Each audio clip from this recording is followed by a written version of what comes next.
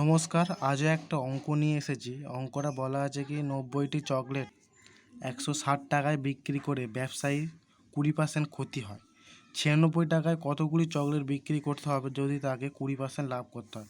মানে 90টি চকলেট 60 টাকা বিক্রি করলে 20% ক্ষতি হচ্ছে এবং তাহলে 20% লাভ করতে হবে, তার 96 টাকা কতগুলি বিক্রি করতে হবে? উত্তর হবে 36টি বিক্রি করতে হবে 96 টাকায়। কি 90টি বলেছে 160 টাকায় বিক্রি করে, তার কত পার্সেন্ট করছে? 20%। তাহলে 90টির ক্রয় মূল্য বের করবো। তাহলে কী হবে? ক্রয় মূল্য মানে কি 160 ইন্টু 100/80, মানে 100/80 মানে 80% হচ্ছে। মানে 80 টাকায় বিক্রি করলে 80 টাকা হলে বিক্রয় মূল্য হয়, 100 টাকা ক্রয় মূল্য হয়, তাহলে 160 টাকা কত? তাহলে 100/80।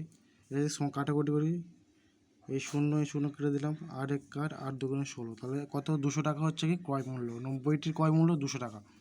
কেন বের করলাম পরবর্তীকালে বুঝতে পারবে। তাহলে কী হচ্ছে? 20% লাভ করতে হবে। তাহলে প্রথমে আমরা এই 90টির ক্রয় মূল্যের ওপর 20% বের করবো। 90টির 20% লাভ করতে কত টাকার হয়? মানে ক্রয় মূল্য 200 টাকা, তা 20% লাভ করতে হলে কত হবে? 200 টাকার উপরে 200 গুণ 120/100, 20% লাভ মানে 120, 100 সাথে 20 যোগ। আগেবারে 20% লস বলে তাই 100 সাথে 20 বিয়োগ করেছি, 80 হয়েছে।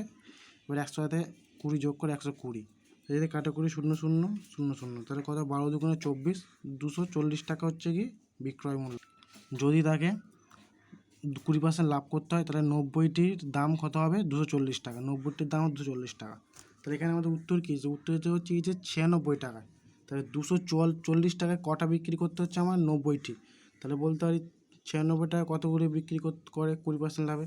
240 টাকায় যদি 20% লাভ করতে তাহলে কটা বিক্রি করতে হচ্ছে? 90টি। তাহলে একটায় কত করতে হবে? 90/40, 90/240, তাহলে 96 টাকায় কতগুলো করতে হবে? 90/240 ইন্টু 96। এবার যদি কাটাকুটি করি, 0 0 কেটে দিলাম, 24 1 24, 4 24 56, 4 4 24 হচ্ছে হাতে দিই, 4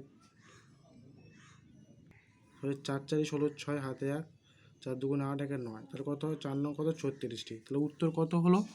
উত্তর হলো 36টি। আশা করি সবাই বুঝতে পেরেছ।